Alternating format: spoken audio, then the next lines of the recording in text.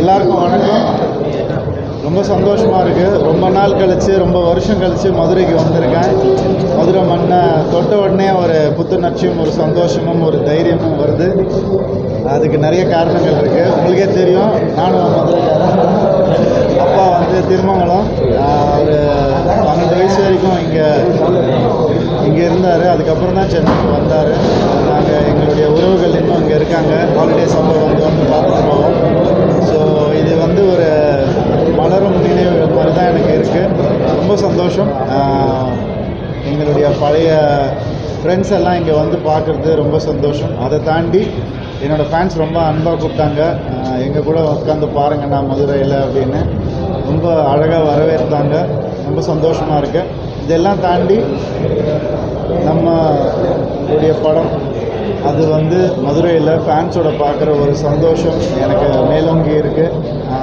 தவசி அண்ணன் இருக்காங்க. அவர் குழந்தையிலேருந்து என் கூடயே இருக்கார். நான் குழந்தையாக இருக்கும் போதுலேருந்து, சினிமாவில் குழந்தையாக இருக்கும் போதுலேருந்து இருக்கார்.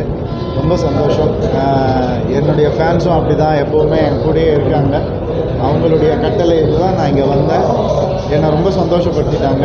அண்ட் பர்டிகுலராக சினிப்ரியாவில் வந்துட்டு நான் தான் சொல்லிட்டு இருந்தேன், தேட்டரும் ரொம்ப அழகாக மெயின்டைன் பண்ணியிருக்கீங்க சார். சவுண்ட் சிஸ்டமும் ரொம்ப நல்லாயிருக்கு. அதே மாதிரி விஷுவல் குவாலிட்டியும் எக்ஸ்ட்ராடனரியாக இருக்குது. ஸோ ஓவராலாக எனக்கு வந்து ஒரு அருமையான ஒரு எக்ஸ்பீரியன்ஸாக இருந்துச்சு.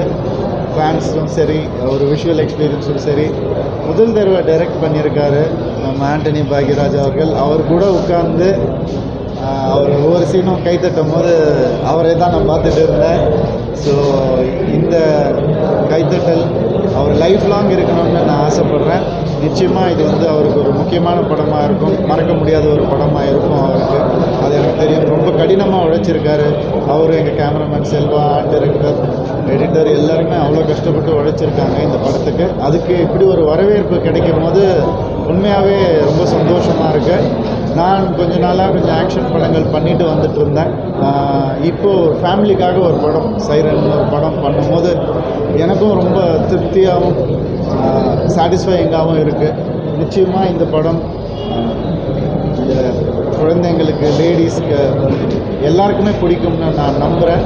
பார்த்தவங்க எல்லாம் எனக்கு ஃபோன் பண்ணி அதான் சொன்னாங்க. ரொம்ப கிரிப்பிங்காக இருக்குது, ரொம்ப நீட்டாக இருக்குது, மேக்கிங் நல்லா இருக்குது. இந்த மாதிரி பாசிட்டிவ் வேர்ட்ஸ் வரும்போது மனசுக்கு ரொம்ப சந்தோஷமாக இருக்குது. ஸோ இங்கே வந்ததுக்கு எனக்கு எல்லா வகையிலையும் சந்தோஷப்படுத்தினவங்க எல்லாருக்கும் ரொம்ப நன்றி. நீங்கள் கேட்ட அளவுக்கு திரையரங்குகள்லாம் கிடைத்திருக்கா? திரையரங்கு கிடைப்பதில் இது இல்லை சார், இது சோலோ ரிலீஸ் இருக்கிறதுனால பிரச்சனைகள் எதுவுமே கிடையாது சார். ரொம்ப நீட்டாக தான் ரிலீஸ் நடந்துருக்கு. வேர்ல்டு ஓவர் 1000+ ஸ்க்ரீன்ஸில் ரிலீஸ் ஆகிருக்கு. ஈவன் நார்த் இந்தியாவில் கூட வந்துட்டு ஒரு கிட்டத்தட்ட ஒரு 200 ஸ்க்ரீன் ரிலீஸ் ஆகிருக்கு. ஸோ அதனால் பிரச்சனையாக எதுவுமே இல்லை. எல்லாமே ஸ்மூத்தாக தான் போயிருக்கு. கடந்த காலகட்டத்தில் மாதிரி ஒரு 50 நாட்களை தாண்டி ஒரு திரைப்படம் ஓடுவது ரொம்ப கடினமாக இருக்குது சார். 20 நாட்களில் ஒவ்வொரு திரைப்படம் என்ன கருத்துக்கள் நிறைந்த திரைப்படமாக இருந்தாலும் காணாமல் போயிருக்கு. அது ரசிகர்களுக்கு என்ன சொல்லுங்கள்? அது சார், அது நம்ம வந்துட்டு இப்போ கொஞ்சம் அதை சயின்டிஃபிக்காக பார்க்க வேண்டியதாக இருக்குது. ஒரு ரேஷியோ, ப்ரொபோர்ஷன், மேத்தமேட்டிக்கலாக பார்க்க வேண்டியது இருக்குது. முன்னாடி வந்து சிங்கிள் ஸ்க்ரீன் செஞ்சுட்டு இருந்துச்சு. அதில் ஒரு நாளைக்கு 4 ஷோ ஓடும். அப்போ 100 நாள் ஓடினா தான் அந்த கணக்கு வந்து சரியாக வரும். ஸோ 10 நாளைக்கு 40 ஷோ அப்படியே வரும். ஸோ 100 நாளைக்கு எவ்வளோ ஷோன்ற கணக்கு வந்து இன்றைக்கி மல்டி ஸ்க்ரீன்ஸ் இருக்கிறதுனால ஒரு இப்போ மாயாஜால் மாதிரி தேட்டர்லலாம் வந்துட்டு ஒரு படம் 40 ஷோ போட முடியுது, ஒரே நாளில் வந்து போட முடியுது. ஸோ அந்த ரேஷியோ கரெக்டாக தான் இருக்குது, கலெக்ஷன் கரெக்டாக தான் இருக்குது. அதனால் யாருக்கும் லாஸ் வர்றதில்லை. எப்படியுமே நல்ல படத்தை வந்து தேட்டரில் பார்த்தோம்னு தான் நினைக்கிறாங்க. நிறைய ஸ்க்ரீன்ஸ் இப்போ இருக்கிறதுனால மல்டிப்ளெக்ஸஸில் அந்த ரேஷியோ இன்னும் தப்பாக போகலன்னு தான் எனக்கு தோணுது. நடிகர் சங்க கட்டடம் நடிகராக வந்து ஒரு மிகப்பெரிய எதிர்பார்ப்பு. உதயநிதி ஸ்டாலின் வேறு ஒரு கோடி கொடுத்துருக்காரு. இனிமேலாக அந்த கட்டட பணியில் நிறைவேறப்படுமா? அதை எப்படி உங்கள் நெருங்கிய நண்பர்கள் தான் பொறுப்புகள்லாம் இருக்காங்க. நான் என் நண்பர்கள் அந்த கட்டிடம் வந்து கண்டிப்பாக கட்டப்படும் சார். அதுக்கான எல்லா முயற்சியும் இறங்கி செய்கிறாங்க. ஏன்னா என் நண்பர்கள் பண்ணிட்டு இருக்கிறதுனால எனக்கு அது தெரியுது.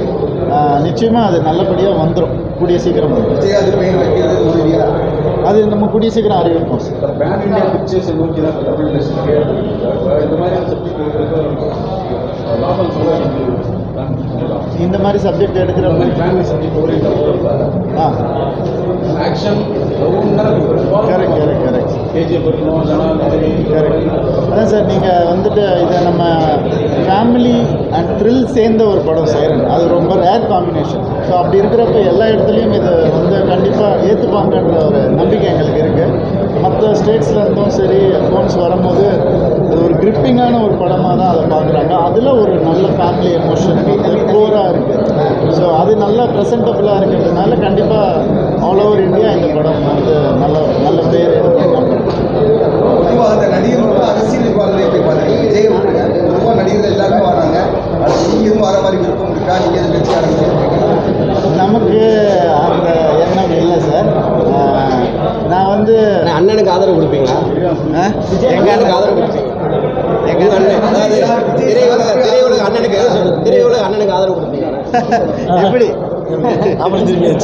இந்த கேள்வியை கேட்டே ஆகணும்ல. நான் ஒன்று சொல்கிறேன்.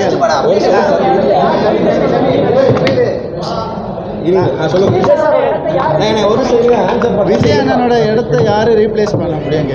அவர் இடத்த யாருமே ரீப்ளேஸ் பண்ண அண்ணனுக்கு ஆதரவு கொடுப்பீங்க? அது நம்ம ஆன்சர் பண்ணல. அவர் ரீப்ளேஸ் பண்ணுறீங்களா? அண்ணனுக்கு நீங்கள் ஆதரவு கொடுப்பீங்களா? என்னுடைய வட்டம் இவ்வளோ தான், சினிமா வட்டம் தான். அதுக்கான அண்ணன் கூப்பிட்டாருனா, அண்ணன் அழைப்பு கொடுத்தாருனா, அண்ணன் வீட்டுக்கு கூப்பிட்டாருனா போயிட்டு வரலாம்.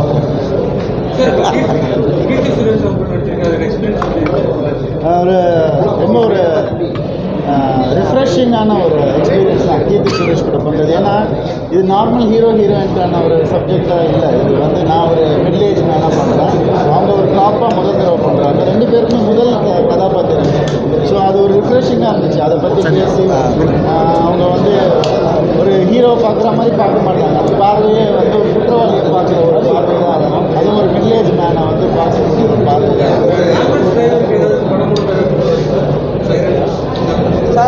ஆம்புலன்ஸ் டிரைவர்ஸ்க்கு மட்டும் இல்லை சார், இந்த படம் மூலமாக நிறைய நல்ல விஷயங்கள் சொல்லப்பட்டிருக்கு. ஆம்புலன்ஸ் டிரைவருக்கு வந்து அவங்க சொல்லணும்னு நினைக்கிறத வந்து டைலாகாக சொல்லியிருக்கோம். அந்த மாதிரி நானே வந்து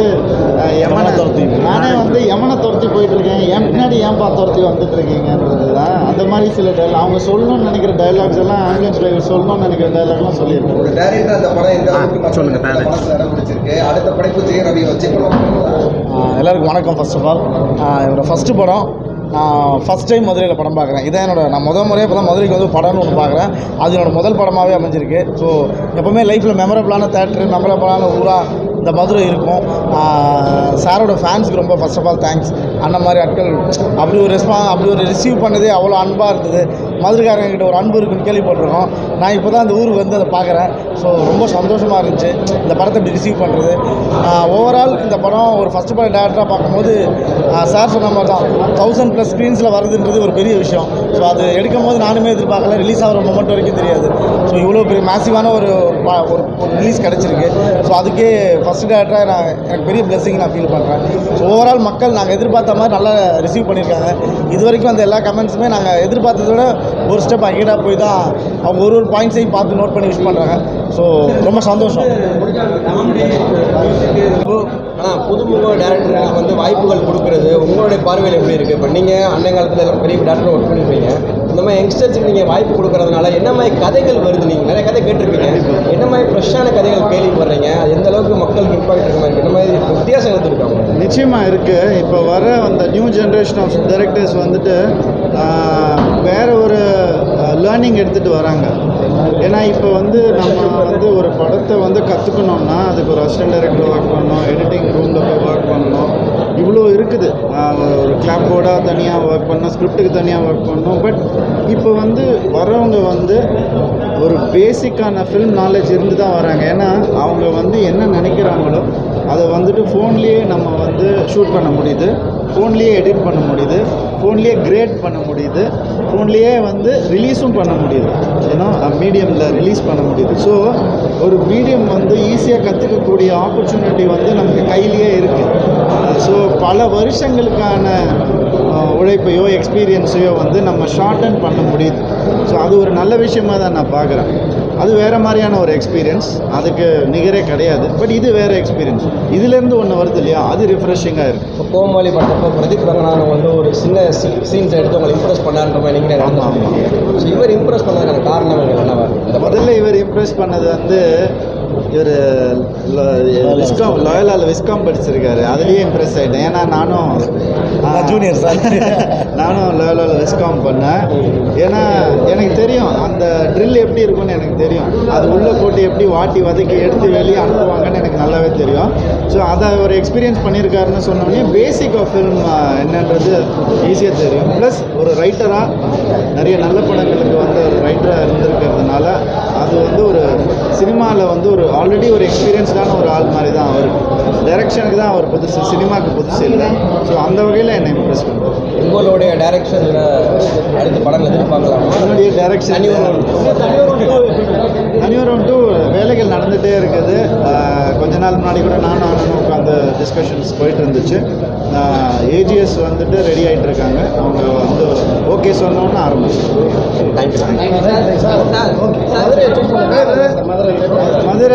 மதுரை பற்றி நான் முதல்லையே சொன்னேனே, நினைச்ச உடனே ஒரு புத்துணர்ச்சி வந்ததுன்னு நான் சொன்னேன். எனக்கு கல்யாணமே இங்கே தான் நடந்தது.